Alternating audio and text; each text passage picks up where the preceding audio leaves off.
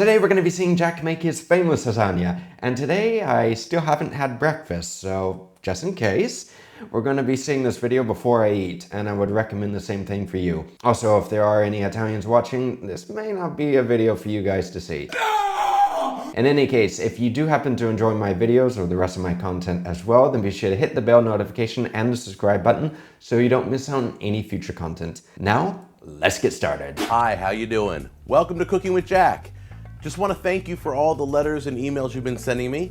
I am going to keep doing videos, so don't worry. A lot of you were asking, are you going to keep doing these? Yes, I will. There'll be plenty to come in the next year. I don't think everyone's worried about him not making the videos. I think everybody's worried about him making more videos. Although I do have to admit that the previous pizza video that we did see with Jack wasn't that bad. I mean, he didn't make the pizza dough, he didn't make the masa, none of that. He just put a little bit of sauce on it and some, toppings, stuck it in the oven. That was it. Tonight, we're going to do something special.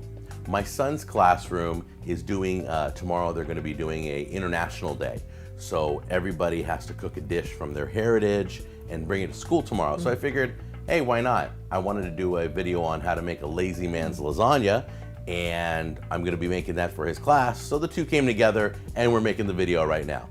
Oh, those poor children. I mean, it's great that the school's doing this, cook a dish from your heritage and everything, but quite honestly, sometimes you have to be a little careful on what dishes people actually bring to like little potlucks, because especially the chili that we saw at the church, no, not good. Let's take a look at the ingredients right now. Okay, here's all the ingredients. Now, when I mean lazy man's lasagna, I mean lazy. That's why you got these. Normally, I would be shot for being Italian and using these jars of sauce. What did he say? I mean, the types of Italians that I know, they wouldn't do that. They would give you an earful. Oh, this yes. But for all jokes aside, and for the sake of YouTube, this is a saying in America, yeah? It's not an actual statement. It's just a saying. Grab a thing of ricotta cheese. You're gonna need about a pound of mozzarella. Sometimes it comes in a square, sometimes it comes in a ball. Sometimes it comes in a ball. Mozzarella normally comes in a ball. Mozzarella is fresh cheese. So when you actually see the actual cheesemakers making mozzarella, when they take the cheese in the hand and they squeeze it, they turn it into a ball. Whenever you see a mozzarella that's in the shape of a cube or a tube or anything else, especially like dry mozzarella, it's industrial. It could be good to put on pizza because then you don't have as much moisture. This, yes. I still prefer buffalo mozzarella, the actual authentic mozzarella di bufala. You don't have to put a lot of cheese on because if not, you do have a bit of a watery pizza. But the flavor, oof, it's the best thing. And if you haven't tried it, you need to. Now, normally we would put meat in this sauce, but since the classroom that we're serving this to may have vegetarians, we're gonna leave the meat out. Something tells me that the vegetarian kids wouldn't really mind if meat was put in the lasagna because it would be a reason for them not to taste it. It's literally canned sauce, industrial mozzarella, and ricotta. And then he's using some dried macaroni pasta. So if you want to make a lasagna like this, that's fine. But I did make a lasagna not that long ago, which was a super delicious lasagna. It's easy to make. It's more of a traditional recipe, and I guarantee you that you will enjoy it a lot more than this. First thing you're gonna wanna do is grind up the mozzarella. Okay, now, normally you can get shredded, but it's more expensive. I think it's like twice the price. So I'd rather just grind it up. I'm not that lazy in lazy man's lasagna. Okay, then I'm gonna cook the macaroni and heat up the sauce, and then we're gonna just throw it all together. It's gonna be beautiful. He said it, I'm gonna quote him on this, yeah? It should be beautiful. We'll see at the end how beautiful it is, because normally the end result is not the most beautiful thing. That's great. This did a great job. Moist, very good, very good. Okay, so the whole objective is, I always use the sink to mix everything, because if it spills over, it's not a mess. It goes in the sink, I rinse it off. What did Jack say? Like seriously, what did he just say? I always use the sink to mix everything because if it spills over, it's not a mess. It goes in the sink, I rinse it off. This is something that I recommend all the time. At any point in time, whenever you have to pour anything into another container, anything and it's super messy, like, I don't know, let's say tomato sauce or even clarified butter, which I have a video by the way, or anything else, you want to do it over the sink. Why? Because if you do it in the sink, then all the mess goes down the drain instead of all over the kitchen. I do give credit where credit is due, and this is a good little tip. I'm not the best at pouring this stuff, but we're gonna slowly put it in the pan here. There we go. Whoa, that shot right back at me. I know a lot of you are going to say that sounds like bathroom noises, but it's not. You know, it's tomato sauce going in a pot, not something else. Whoa. But tomato sauce does have a tendency to shoot back up at you. It's annoying. This is why it's a good idea when you're pouring the pot. Jack has the camera here, so he has to show it on camera, but to do it away from you or towards somebody that you don't like. Then you're going to take your mozzarella that we shredded. You're going to put that in next. Okay? And obviously in the heat, that's just going to all start melting. Oh. So it's going to be beautiful. You put that in there. Then the hot macaroni is going to go in on top of that.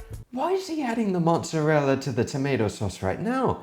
Jack's trying to make a cheese sauce, but with tomato sauce. So instead of making sauce Mornay, which is a bechamel base, and then you add cheese to it, he's making this, but with mozzarella on top of it. Mozzarella has a very low melting point. It's also typically a very stringy cheese, so you can pull it like a lot. Honestly, where's Vincenzo when you need him?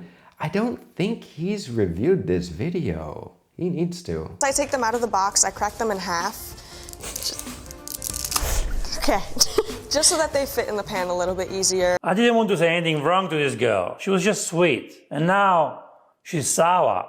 Kind of started on the melting process. Just a little bit. You're going to see that right there? You're going to mix that, all that cheese in there. See it starting to melt? Not all the way, but just get it warm. There we go. And then you're going to dump the pasta right in on that. Still hot, burning hot. You're going to throw that in. Whoop, there we go. That'll work. You can always add more cheese if needed. This Let's isn't see where we're at lasagna. first. This is not a lasagna. Jack's making a casserole. This is what he's making. This is kind of going the same way as the enchiladas that we saw. You don't want to pour too much, so don't put too much at the beginning. Just kind of pour a little. Mix it really, really good. That one was hard to watch, okay? This one, not as bad. That one, a lot worse. Now we're going to put in these. Now, once again, I'm doing a double batch. Sorry. It's the fun part of cooking. And since I'm doing a double batch, I'm going to do double ricotta. There we go. Come on. And this is one of my favorite cheeses. I grew up putting this in my macaroni all the time. I didn't even wait for ravioli night. Now back home in America, it is quite easy to generalize what's Italian cuisine. I mean, you think of pizza, pasta, lasagna. The thing is though, the North and the South are quite distinct from one another. Pasta is pretty common to eat, this yes, but there are certain dishes that are more regional than you may think. They eat a lot of pizza and a lot of mozzarella, a lot of like fresh ingredients in the South. They also like a lot of fried food, fried pizza, and even fried pasta. Absolutely delicious. And then in Northern Italy, risotto is very famous. Any Italians watching, let me know what you eat in your own province. All right, now if you mix it properly, it's going to look just like this. It's going to almost be really clumped together, but it's going to be just enough to slide right off the spoon. Now it's time to plate this. So here's what we're gonna do. We're gonna fill these up for the kids. This thing, it's burning hot. Okay, let's try this again. When you put hot sauce, hot pasta, and everything else in a pot, more than likely it will be hot. So it is a good idea to be careful while doing this. All right. This isn't one of my smoother videos, but it's good. I promise you that. Here we go. Just gonna start dumping it right in there. I hope I made enough. Yeah, I think I did. I think he made too much. I think the kids would say the same thing. You made too much. We're gonna move that over there. Bring the other one over here. See if that works. There we go. Oh my gosh. It's coming together, I swear. It's a lot more fun when you have family around to laugh at you. The family also thinks it's funny. Good to know. It's really easier than that, I'm telling you, especially if you have family helping you. The first thing you do is I saved a little bit of cheese, okay? Save a little bit of cheese. You can take a little bit of this and just gently sprinkle the tops. I would say just more for decoration than anything. You got tons of cheese in it. But it looks nice, gives a little contrast to it. And the other thing is you can bake these later. Now I'm gonna put these in the oven in the morning before I take it to the school, but you can bake these like a baked ziti and it'll get a hard upper crust, okay? Jack's not going to cook and finish this now. So he just showed us a way on preparing it, which is fine, that's fine. When you make a lasagna, when you layer everything together, you get it finished, you don't have to bake it right away. You can actually prepare it and bake it later. This is perfectly fine. Or you could just bake it at the moment and then reheat it. You don't want to reheat it too many times though, and this has to do with a lot of food. You don't want to be reheating it too many times, because if you do, between heating it, chilling it, heating it, chilling it, it crosses that danger zone of the bacteria growing and you're more likely to get sick. One thing I would highly recommend, I know that it's not really good because it can break your fridge, especially so much food, but it is a good idea to chill this as quickly as possible. In the commercial kitchens, we have blast chillers, we have big fridges, walk-ins that it doesn't matter, you can put hot food in there. The one thing you don't want to do, these plastic lids that come with these trays, don't put them on right away. Because what you're going to do is you're going to collect all the moisture under here, and then it's going to drip back into your lasagna, and it's going to get real wet and loose, okay? Lasagna is good thick. I don't know how you like it, that's how I like it. I'm not gonna be mean. I'm not gonna say what I'm thinking. In any case, whenever you cover something that's still hot, it is a good idea to leave with either aluminium or with film, a portion of it uncovered so that allows the rest of the heat to dissipate. Because if not, you'll develop too much condensation, but it will also not chill quick enough, which again, you can get sick. And there was just a little tiny bit, just a little bit left over. So I'm just going to save this for me. And once again, I'm going to eat in front of you because I like doing that. It doesn't mean that we like that, but just a little bit. Look how much he has on his plate. I guarantee you that weighs about a pound. Oh, okay. It's amazing now. It'll be even better tomorrow. You have a good one. That's Lazy Man's Lasagna. Do me a favor, keep sending those emails to the address below. I'll talk to you later. Bon appetit. Right, so just to recap a little bit, Jack promised that this would be amazing. And then we're gonna just throw it all together. It's gonna be beautiful. Amazingly shocking? Yes, you can say that. Amazing itself?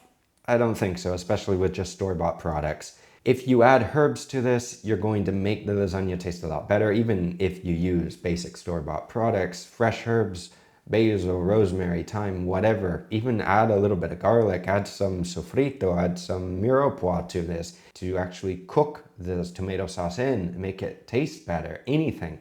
This would make the lasagna taste better. Now, if all of you want to see a delicious lasagna video, I will leave that video down below because I made a lasagna not that long ago. It is a little bit of work, but if you put in a little bit of work and you get 6 to 8 meals out of it, you have to think to yourself, you know, maybe 2 hours here can save you another hour every day trying to make dinner or lunch. Let me know your thoughts down below, guys, and remember, be nice in the comments. No nasty Jack comments. You can be funny, but just try to be nice. Be sure to check out this next video coming up here, and I will see you guys again very soon. Until then, take care.